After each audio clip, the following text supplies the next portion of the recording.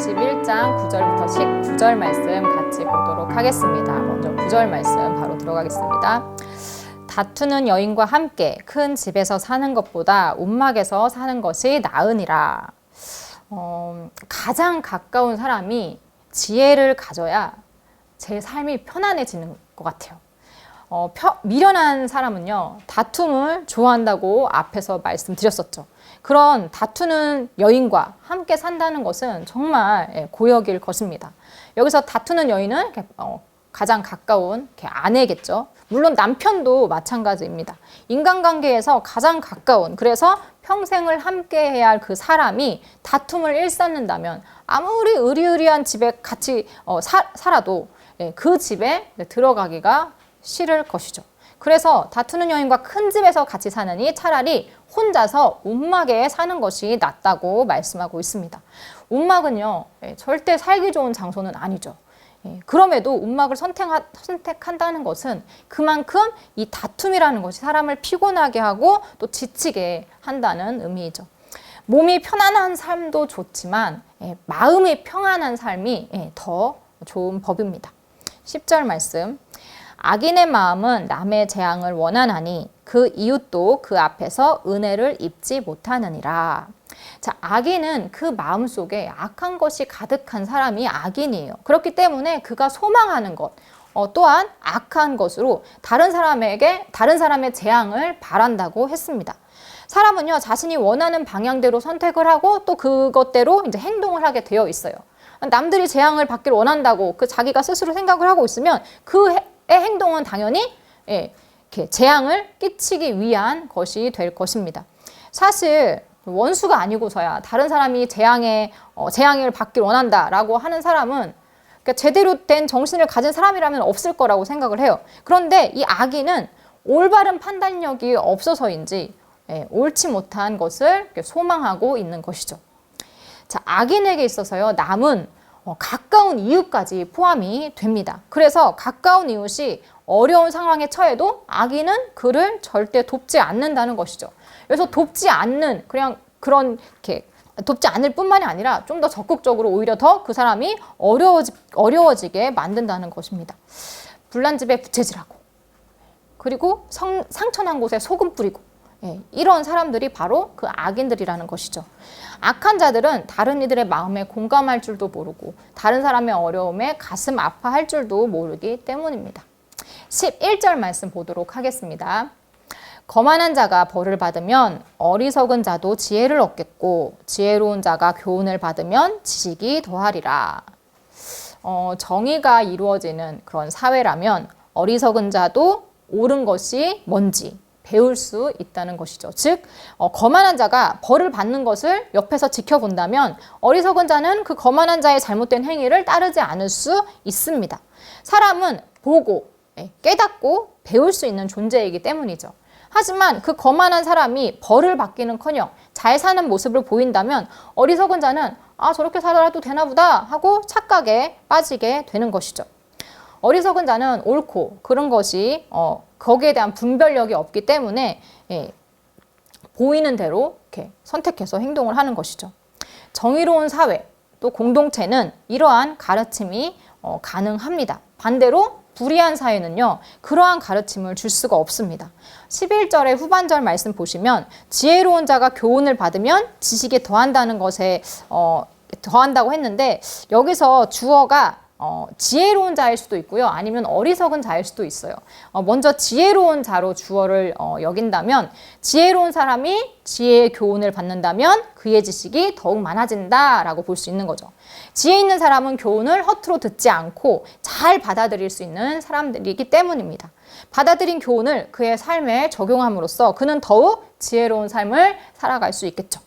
또 이제 주어를 어리석은 자로 우리가 생각을 해본다면 어리석은 자는 거만한 자뿐만이 아니라 이제 이 지혜로운 사람의 모범을 통해서도 지혜를 얻을 수 있다는 것입니다. 지혜 있는 자가 교훈을 받아서 지식을 더하는 모습을 보고 저렇게 지식을 더하는구나, 더할 수 있겠구나라고 이제 지식을 얻는 방법을 배울 수 있다는 것이죠. 제대로 볼 수 있고 제대로 들을 수 있고 깨달을 수 있는 것이 바로 지혜입니다. 물론 가장 중요한 것은 우리의 마음을 고쳐먹고 지혜의 교훈을 따르는 실행력이겠죠. 여러분이 매번 말씀을 들으면서 어떤 생각을 하고 계시는지 모르겠지만 배운 바를 실천한다면 오늘도 여러분은 지혜를 더한 것이 됩니다. 배움을 통해 지금보다 더욱 지혜로워지시기 바랍니다. 12절 말씀. 의로운 자는 악인의 집을 감찰하시고 악인을 환난에 던지시느니라. 자, 여기서 의로운 자는 누굴까요? 하나님이시겠죠. 하나님만이 온전히 의로우신 분입니다. 의로우신 하나님은 악인의 집을 감찰하신다고 했습니다. 그러니까 그냥 보고만 계신 것도 아니라 악인을 환난 속에 던져버린다고 했습니다. 즉 악인의 악한 행위를 보시고 그에 합당한 심판을 내리신다는 것이죠. 의로우신 하나님은 공의를 이루십니다. 그렇기 때문에 우리가 악인을 심판하려고 굳이 애쓸 필요가 없다는 것이죠. 그것은 하나님께서 하실 일이기 때문입니다. 13절 말씀. 귀를 막고 가난한 자가 부르짖는 소리를 듣지 아니하면 자기가 부르짖을 때에도 들을 자가 없으리라. 자, 악인의 특징 중 하나가요. 잘 듣지 않는다는 것입니다. 본인이 듣고 싶은 것만 듣고 듣기 싫은 것은 죽어라 안 듣는 것이죠. 그래서 그들을 이기적이라고 말을 하는 겁니다. 악인은 가난한 자, 도움이 필요한 자가 소리 높여 부르짖는데도 그 소리를 무시합니다. 자, 가난한 자의 도움 요청에 응답하는 것이 바로 정의죠. 그런데 하나님께서 우리에게 바라시는 정의로운 사회는 함께 살아가는 것입니다. 그런데 악인들은 자기 혼자만 잘 살기를 원하죠. 13절에 따르면 그러한 자에게는 그가 했던 행동 그대로 되돌려 줄 것이라고 했습니다. 즉 그가 부르짖는 소리를 무시한 것처럼 그 사람이 억울함에 처해서 부르짖을 때에도 듣고 그를 도와줄 사람이 하나도 없을 거라는 것이죠. 여기선 사람뿐만이 아니라 하나님 또한 그의 부르짖는 소리를 외면할 것입니다. 야고보서 2장 13절 말씀 보시면 긍휼을 행하지 아니하는 자에게는 긍휼 없는 심판이 있으리라 라고 했어요. 자기가 한 행동이 그대로 그 자신에게 되돌아간다는 것이죠. 14절 말씀. 은밀한 선물은 노를 쉬게 하고 품 안의 뇌물은 맹렬한 분을 그치게 하느니라. 여기서 뇌물에 대한 말씀을 하고 있습니다. 가난한 자의 부르짖음은 외면했던 사람이 자신의 안위를 위해서는 뇌물을 아끼지 않습니다. 분노를 쉬게 하고 맹렬한 분을 그치게 할 만큼 그 뇌물에는 효력이 있죠. 그래서 긍휼을 베푸는 것보다는 자신의 이익을 위해서, 이익을 채우기 위해서 돈 쓰기를 좋아합니다.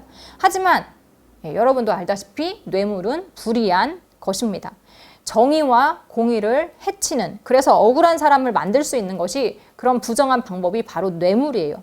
돈으로 해결을 해야 할 경우도 있겠지만 돈으로만 해결하려고 하는 것은 잘못된 생각입니다. 물질 만능주의가 바로 이런 생각에서 나온 것이죠. 15절 말씀. 정의를 행하는 것이 의인에게는 즐거움이요 죄인에게는 패망이니라. 자, 정의에 대한 의인과 이 죄인의 반응이 달라요. 의인은 정의를 행하는 것을 굉장히 즐거움으로 느낍니다.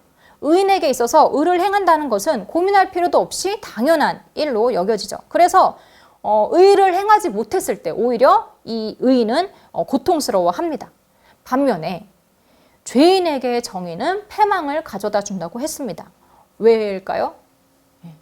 죄인은 악을 행하는 사람이기 때문에 정의로운 세상에서 죄인은 당연히 그 죄에 대한 합당한 심판을 받아야 하기 때문이죠.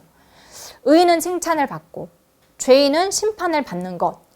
이것은 의로운 사회에서나 가능한 일입니다. 불의한 사회에서는 그 반대의 경우가 훨씬 많죠. 죄인은 잘 살고 의인은 고난당하고. 그죠? 그래서 우리는 정의로운 사회를 지켜나가기 위해서 노력을 해야 합니다. 16절 말씀. 명철한 길을 떠난 사람은 사망의 회중에 거하리라. 자, 명철은요, 분별할 수 있는 능력이에요. 어디가 의의 길인지, 지혜의 길인지 아는 것이 바로 명철입니다. 그런데 이 명철의 길을 떠난 사람은 어떻게 될까요? 어느 길이 생명의 길로 이어지는지 판단할 수 있는 능력을 잃게 된다는 것이죠. 그러다 보니 그 옳은 길을 벗어나서 어리석은 길, 악한 길로 가게 되는 것입니다. 그 결과는 사망의 무리에 거하게 된다는 것이죠. 자신도 모르는 사이에 길을 헤매다가 어느새 죽은 자들 사이 가운데 있게 되는 것입니다. 인생은 잠깐이죠. 정신없이 바쁘게 살다 보면은 자신의 삶이 지금 괜찮은지 괜찮지 않은지 고민해 볼 시간도 없이 그저 휩쓸리는 그런 삶을 이렇게 휩쓸리듯 살아가게 됩니다. 그렇게 도달한 곳은 그가 원치 않는 곳일 확률이 높습니다. 17절 말씀. 연락을 좋아하는 자는 가난하게 되고 술과 기름을 좋아하는 자는 부하게 되지 못하느니라. 자, 향락을 좋아하는 자, 즉 파티를 벌이고 사람들과 어울려 놀기 좋아하는 사람, 또 술과 기름을 좋아하는 자, 이런 자들은 가난하게 된다는 것이죠. 게으름으로만 가난해지는 것이 아닙니다. 세상의 즐거움에 흠뻑 취해서 살다 보면 이제 가난이 온다는 것이죠. 과도한 것은 항상 부작용을 낳습니다. 그렇기 때문에 절제할 줄 모르고 과도하게 놀고 즐기는 것을 우리는 지양해야 합니다. 절제하지 못하는 사람은 악의 길에 빠지기 쉽기 때문입니다. 18절 말씀 보도록 하겠습니다. 악인은 의인의 속전이 되고 사악한 자는 정직한 자의 대신이 되느니라.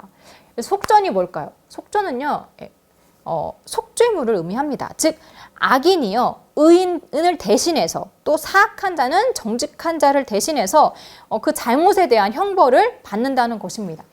그런데 여러분 한번 생각을 해보세요. 의인이 형벌을 받을 만한 그런 잘못을 저지를까요? 저지르지 않겠죠. 그렇기 때문에 의인을 대신해서 악인이 형벌을 받는다라는 것은, 이 말씀은 굉장히 이해하기가 어려워요. 해석하기가 참 어려운 구절이지만 우리가 굳이 이해를 해보자면, 여기서 보면 의인은 그가 저질렀을지도 모를 죄까지 모두 악인에게 넘긴다는 의미입니다. 그러니까 어쨌든 의인은 보호를 받을 것이고 악인은 처벌을 받을 것이라는 것이죠. 19절 말씀. 다투며 성내는 여인과 함께 사는 것보다 광야에서 사는 것이 나으니라. 자, 우리가 앞에 맨 처음에 본 말씀과 비슷한 말씀이죠.